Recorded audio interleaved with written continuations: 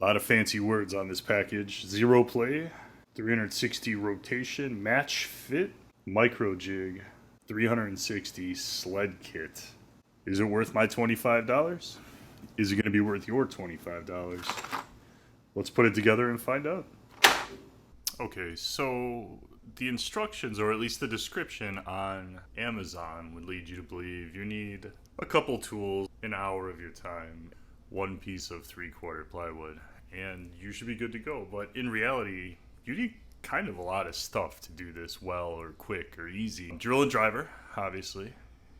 You're going to need some squares, carpenter squares, measuring tools, a router. I have a router table. It requires a router table. You know, I bought it for trim and it goes to like 2.5 inches. Fence adjustment in the back there.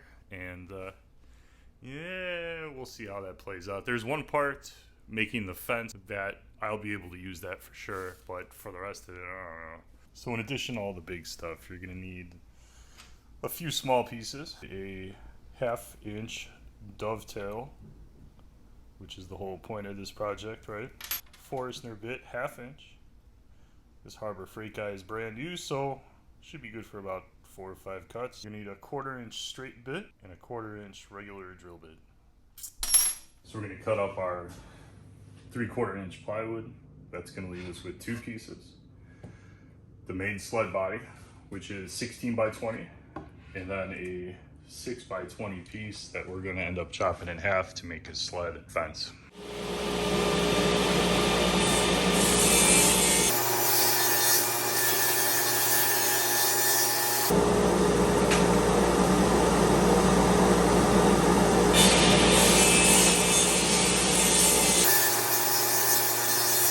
So the next step is to use a 1/4 inch straight router bit to relief cut the grooves. And we're doing that because we have a inexpensive router that's less than 1.5 horsepower, I'm sure. So I don't have a router table and I don't want to do that twice. So what I'm going to do is use the dado set.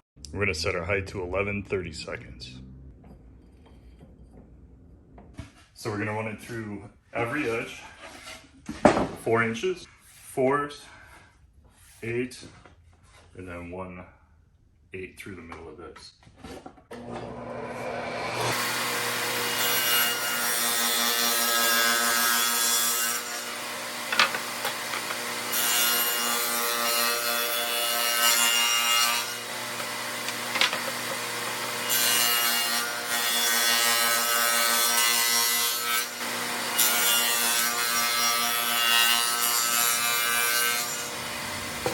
So let's set it to 8 and do those cuts.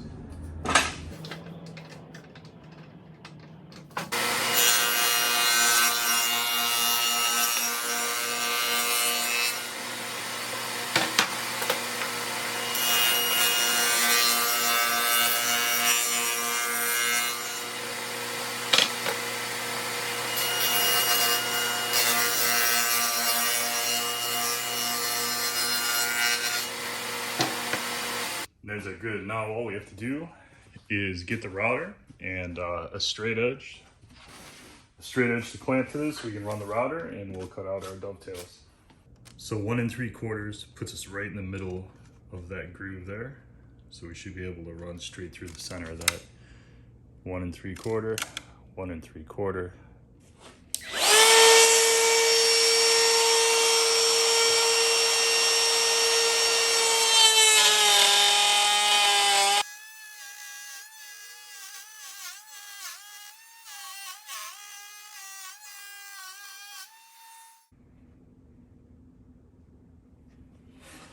So just 6 more to go. Next, we're gonna measure from the short side slot. This is my short side. I think most table saws are on the right side. We're gonna measure from the short side to the carbide tips, which is 4 7/16. So we're gonna adjust the sled. I'm gonna line up those 2 arrows together. As I slide this, it gets wider. What we're gonna do is drop it in on 2 nickels to raise it up just a little bit. So you want no side to side movement, but you want it to be able to slide freely. So we did the short side plus a 1/4 inch, and then the same here. We have an intersection point right here. On the other side, that's where this is gonna mount. So that intersection point right here is gonna be the middle hole, and then it's gonna be 4 inches here and here. We're gonna drill our holes, and then we're gonna be able to pivot this underneath, so then we can run it the other way also. So you have to go 9/16 deep. We'll use this wrench just to make an illustration. Isn't that deep? You're gonna have to be careful because that's getting close to all the way through. And if you punch a hole in it, then you gotta start all over. So don't punch a hole in it. All right, so 9/16 deep.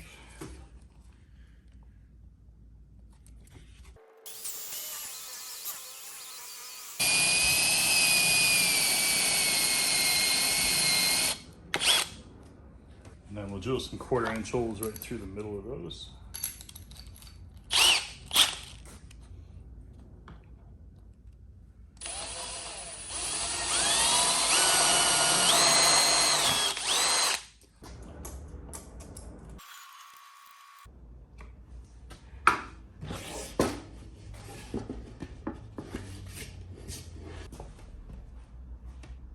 So we're going to cut 2 strips from the leftover piece from the beginning, a 1 1/4 and then a 2 1/2 inch piece. That'll be our fence.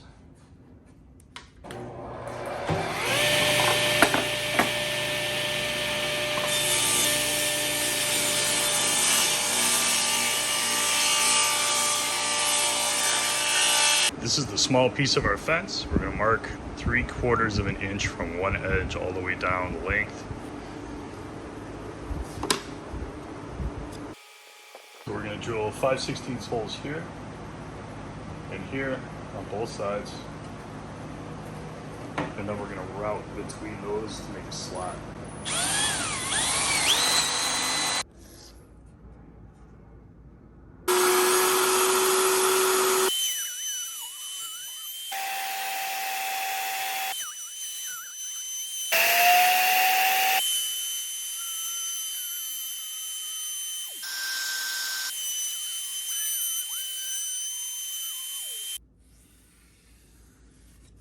All right, it's pretty much the last thing we have to do before we glue the 2 fence pieces together.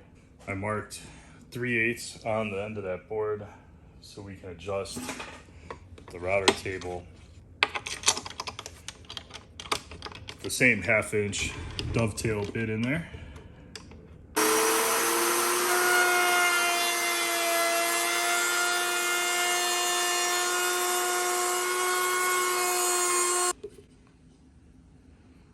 Glue the 2 fence pieces together, and we should have a fence.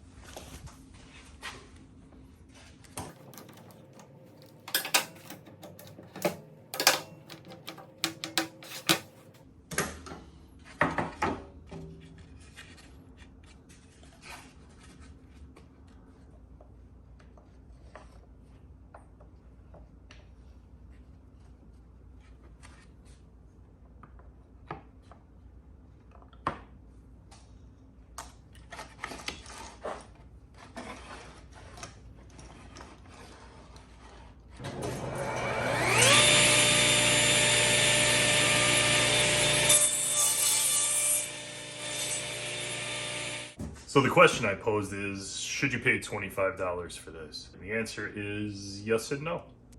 I'm happy I paid $25 because I discovered these little dovetail bolts and they work great.